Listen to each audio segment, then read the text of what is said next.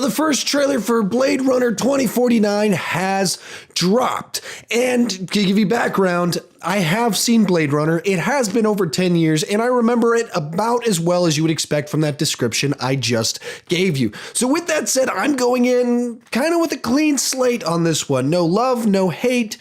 Basic idea of the premise of the original. I know very little about this new one. Let's watch it.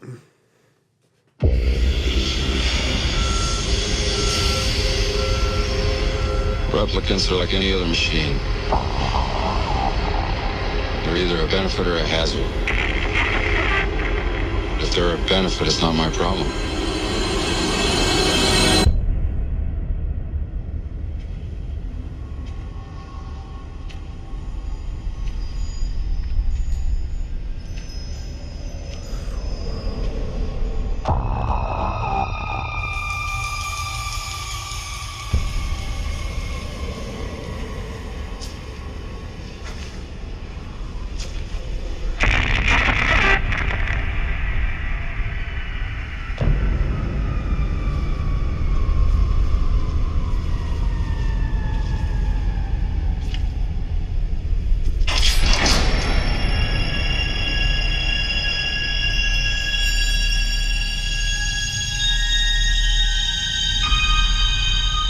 I did your job once. I was good at it.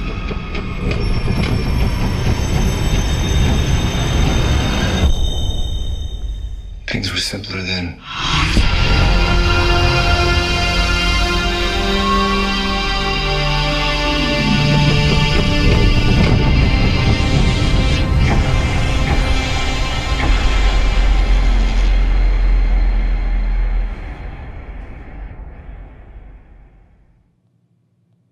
Interesting. So it doesn't give you a lot, really very much a teaser of themes, basic connections and distances between what this one or how this one follows up from the previous one, but doesn't really give you a whole lot about where this story is going. Obviously, some very cool images that I don't know how they tie into anything.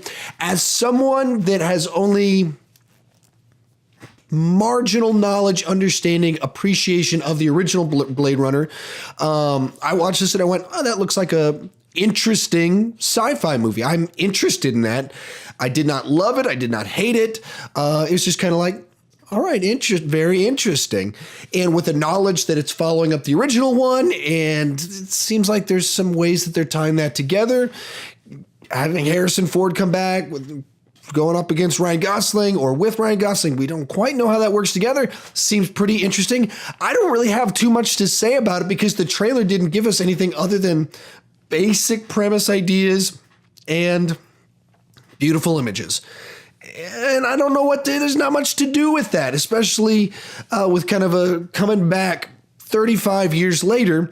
That has kind of had a mixed bag of success with these rebooted, restarted, whatever you want to call it, movies, sequeled, requeled, that mixed bag of sometimes they're really good, and you get Creed a year ago that's an amazing continuation, follow-up, reboot, all that stuff. And then you've got all the other ones that are kind of forgettable. And since we're kind of in Ridley Scott territory, I didn't hate Prometheus. It was just kind of, okay, that just happened. That looked gorgeous. But if I'm going to decide, do I want to put in Alien again or Aliens or really almost anything else Ridley Scott's done prior to the year 2000 or watch this again, I'm going to go with something else. And so when we're kind of returning to his category or his playground again, not super excited about it, generally speaking. And as I mentioned, I've seen Blade Runner. It wasn't one that stuck with me, and I thought it would. Maybe if I rewatched it now that I'm older, can appreciate it more and watch it more on an intellectual level. I might have gone into it when I watched it before, wanting it to be much more an action film than what it is. And that could have swayed my original viewing experience of it. But it didn't stick with me, and so I can only watch this in light of that past experience and as a fresh set of eyes watching it just now. And it's like cool images, Ridley Scott, and he's not directing this, but obviously connected to it. Mixed bag, you might say, over the last 10 years, especially in light of Prometheus, of that really kind of being a divided audience quite a bit. So anyway, that's my take. I don't really have a whole lot to say about it, even though I'm trying to talk, even though my throat is killing me and words are barely coming out of my mouth at the moment. What did you think? Tell me in the comment section, because I don't want to just talk about this. I want to talk about it with you, with a keyboard, not using my voice because it's kind of tricky right now. If you're new to my channel and you've never clicked that subscribe button, please consider clicking that subscribe button. I like to talk about movies, TV, occasionally books, and really I want to talk with you. So thank you so much for watching, and see you next time.